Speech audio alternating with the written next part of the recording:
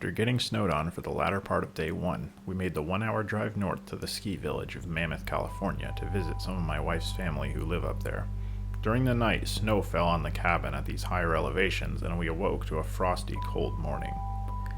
Since we'd already driven so far north, we decided to spend the day exploring some of the areas even further north near Mono Lake, such as Tioga Pass, Virginia Lakes, and Conway Summit. Conditions were not ideal for photography with bright sun, blue skies, and wind, so we decided to spend our time exploring rather than photographing for the majority of the day. Driving up Tioga Pass was a beautiful experience, as it always is, and while we didn't get to make any new images there, exploring the Eastern Sierra with loved ones is always a great way to spend a day.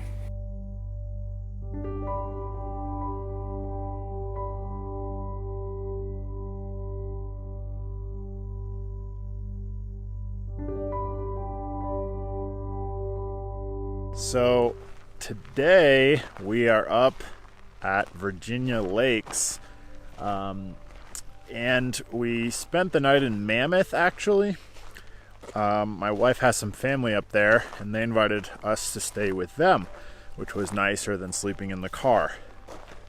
But we've been just driving around. We drove up to Tioga Pass, and the conditions up there, it was very beautiful, but of course there's no fall colors up there. But I wanted to see if there was any snow or clouds, and there weren't. And the line to get into Yosemite was so long I couldn't even get into the Tioga Meadow that I like to photograph. So we decided to come over here to Virginia Lakes, and we're scouting around.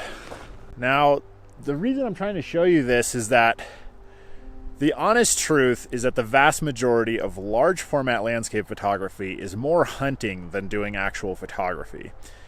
I'm spending the majority of my time scouting for compositions, looking for that conjunction between good conditions and good composition, which sometimes rarely happens. This area here is a classic example of conditions not being quite right, which seems crazy because it's beautiful. But what is beautiful doesn't necessarily photograph well. So, for example, over here behind me, we've got some aspens that are picked clean by the wind. They're beautiful, they're framed well, but they're picked clean by the wind, and that wind is still blowing them too, so they're non-stop moving. And then right here behind me, we have another stand of beautiful aspen, but they are still mostly green, and the sky behind them is pure blue with no clouds. The light is rather harsh, and the wind is blowing them non-stop so that they are quaking, which means no film I can use is going to have a fast enough shutter speed to freeze those, so they're going to come out blurry. So what you can tell is that it's a beautiful scene to look at and to take in and appreciate, but it's not a scene that's going to photograph well, especially not on large format film. So it is just a really beautiful scene. I'm just enjoying the scenery, enjoying my time out here, but I'm not going to do any exposures. Especially when your exposures cost $20 to $30 a shot, you're not going to just be blowing through film on scenes or conditions that are not ideal for photography. So this is just kind of an example. I'm trying to show you a little bit of the true behind the scenes of what the photography is actually like in the field. The truth is 70 to 80% of it or more, maybe 90%, is just scouting and hiking around, driving around. Right now I'm on a country road and we're just looking for compositions that are going to actually work out. So that's what we're doing. We're going to keep looking.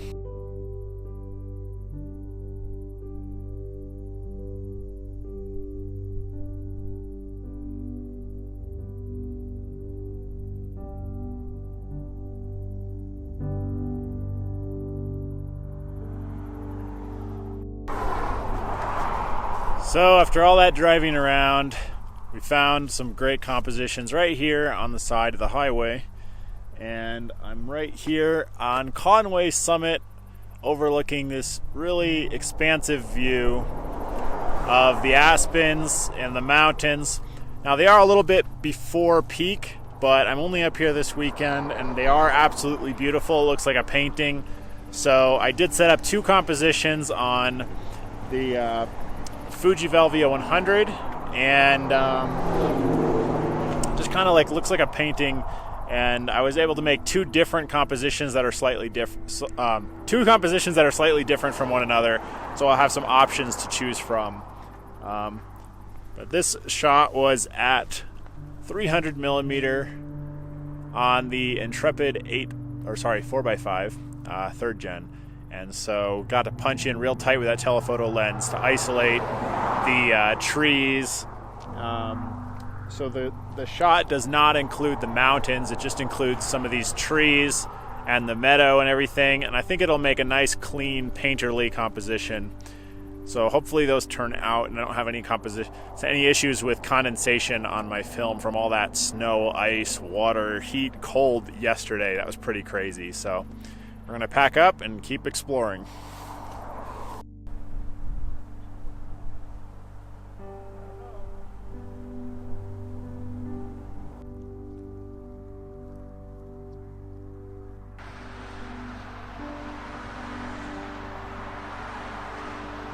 This is another composition I found on the side of the highway, and I was driving by and I saw this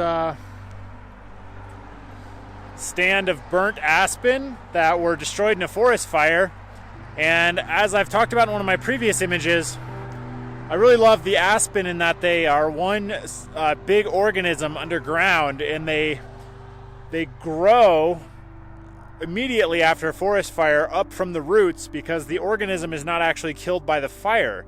And so the roots sprout up again and spring out a whole new grove above ground and make them one of the fastest recovering trees after a forest fire. So this is an image about death and rebirth after a disaster. And I just think it's such an iconic sort of metaphorical image.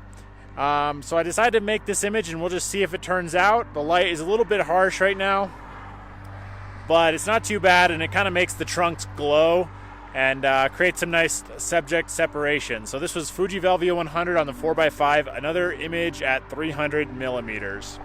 So that's 3 exposures today on day 2 of our Eastern Sierra fall color / scenery trip. Day 2 was mostly spent exploring the Eastern Sierra looking for new scenes to photograph. While we didn't encounter ideal conditions for making images, we did manage to explore several new areas that I hadn't visited before. It's important to remember that while making new images all the time may be fun, it's the repeated visits to these same areas time and again that, when paired with exploration and curiosity, lead to original compositions. Sometimes this process can take a few years or more, but it nearly always results in better images than could have been made otherwise.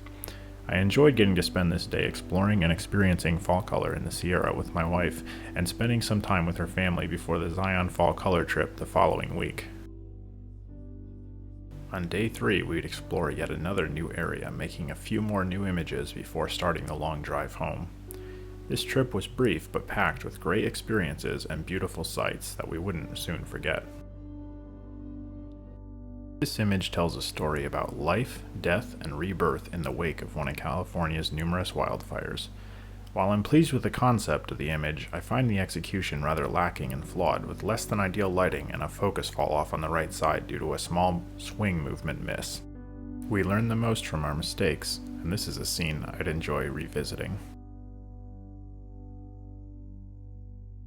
This next image is a favorite from the trip. I'm calling it Rockwell because I wanted the image to have a feel of a rather quaint and kitschy painting invoking sentiments of the old American countryside. And to me, the final image does just that. It reminds me of a Norman Rockwell painting in some weird way. Or maybe a Bob Ross. While it doesn't have the searing fall colors per se, the overall scene was warm and cozy, and I found it relaxing and appealing. It's a simple image, but hopefully an enjoyable one. I'm Justin Lowry, thanks for watching, and be sure to subscribe for day 3 and my upcoming Zion trip.